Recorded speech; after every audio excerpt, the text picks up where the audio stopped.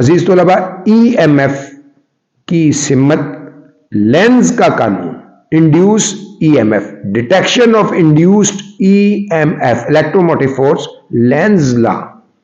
Length ने induce current की सिमत मालूम करने के लिए कानून पेश किया। इस कानून को आप एक तजर्बे की मदद से साबित कर सकते हैं। तो हम तजर्बे के लिए, अगर बार मैग्नेट के नॉर्थ पोल को सोलेनोइड के करीब लाया जाए तो इलेक्ट्रोमैग्नेटिक इंडक्शन की वजह से सोलेनोइड में EMF इंड्यूस हो जाती है। इंड्यूस EMF की वजह से सोलेनोइड में इंड्यूस करंट पैदा होता है। अहम बात है, सोलेनोइड में इंड्यूस करंट उस सिमत में पैदा होगा जिससे ये मैग्नेट के नॉर्थ पोल को रिपेल, दफा यानी दूर करेगा।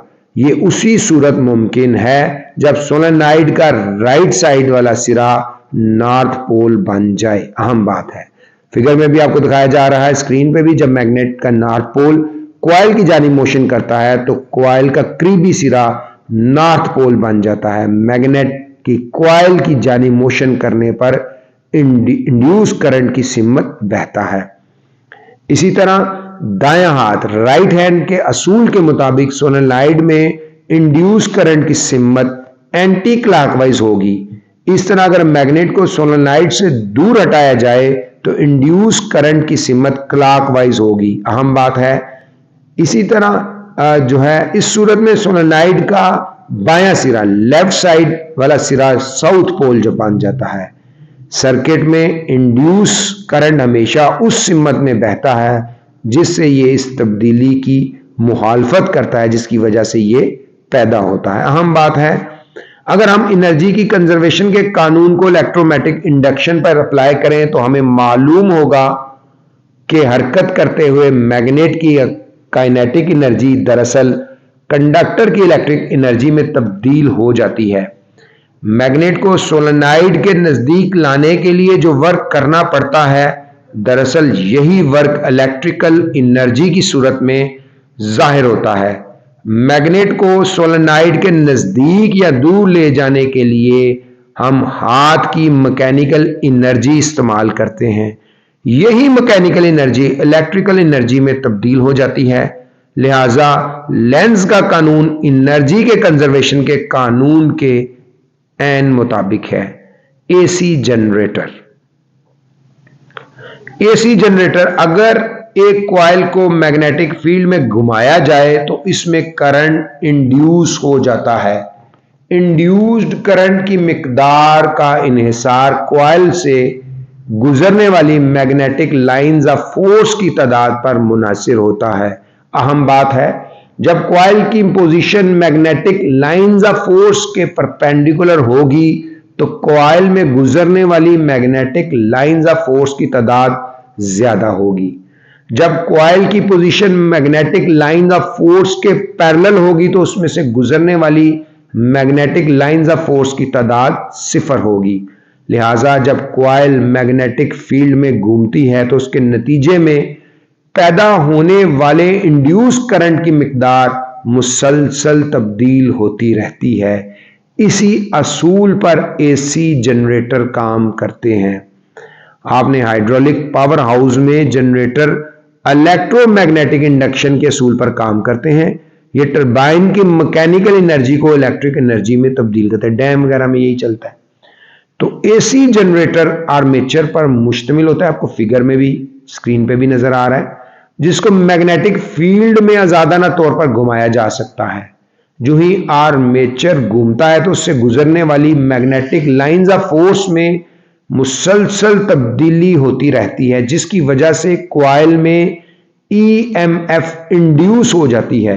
EMF की मिकदार का इन्हिसार वायर की लंबाई पर होता है, जो कि कॉइल की मुख्य शक्ल में मैग्नेटिक फील्ड के अंदर घूम रही होती है। आर्मेचर में इस्तेमाल होने वाली वायर के चक्रों की तादाद बढ़ाकर इंड्यूस EMF की मिकदार को बढ़ाया जा सकता है। जनरेटर का इंड्यूस करंट, जब जनरेटर को बंद सर्किट के साथ जोड़ दिया जाता है तो इंड्यूस EMF की वजह से सर्किट में इलेक्ट्रिक करंट पैदा हो जाता है। जो ही कॉइल घूमती है तो EMF اور کرنٹ کی مقدار اور سمت تبدیل ہو جاتی ہے۔ جب کوائل کی پلین فیلڈ کے عموداً ہوتی ہے تو یعنی پرپینڈیکولر ہوتی ہے تو اس میں گزرنے والی میگنیٹک لائنز آف فورس تعداد میں زیادہ ہوتی ہے، لیکن اس میں سے گزرنے والی لائنز آف فورس کی تعداد میں تبدیلی کی شرح کم ہوتی ہے، لہذا انڈیوسڈ ای ایم ایف بھی کم ہوتی ہے۔ جب کوائل کی پلین میگنیٹک فیلڈ کے عموداً یعنی جب کوائل عمودی حرکت حالت میں یعنی پرپینڈیکولر حالت میں ہوتی ہے تو ای ایم ایف کی مقدار کم ہونے سے اس میں کم سے کم کرنٹ بہتا ہے۔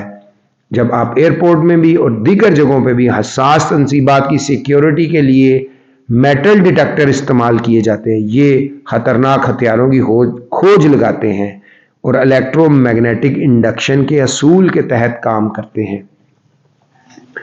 جب کوائل عمودی حالت سے گھوم رہی ہو کر افقی یعنی ہاریزونٹل حالت میں آتی ہے تو کوائل میں سے اکائی وقت میں یعنی یونٹ ٹائم میں گزرنے والی میگنیٹک فیلڈ لائنز بڑھنا شروع ہو جاتی ہیں۔ اس طرح ای ایم ایف اور کرنٹ کی مقدار میں بھی بڑھنا شروع ہو جاتی ہے۔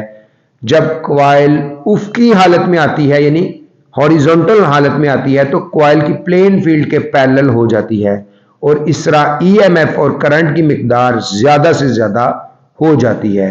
جب کوائل مزید گھومتی ہے تو اس کا وہ حصہ جو اوپر کی طرف حرکت کر رہا تھا اب نیچے کی طرف حرکت شروع کر دیتا ہے، جس سے کوائل کی سمت تبدیل ہو جاتی ہے۔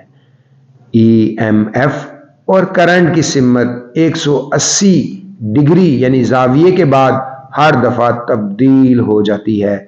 اس طرح ای ایم ایف اور کرنٹ کی مقدار کوائل کے ہر نصف چکر کے دوران کم سے کم اور زیادہ سے زیادہ ویلیو کے درمیان مسلسل تبدیل ہوتی رہتی ہے۔ اے سی جنریٹر کے لیے ای ایم ایف اور ٹائم کے درمیان جو گراف ہے وہ آپ کو اسکرین پہ نظر آ رہا ہے۔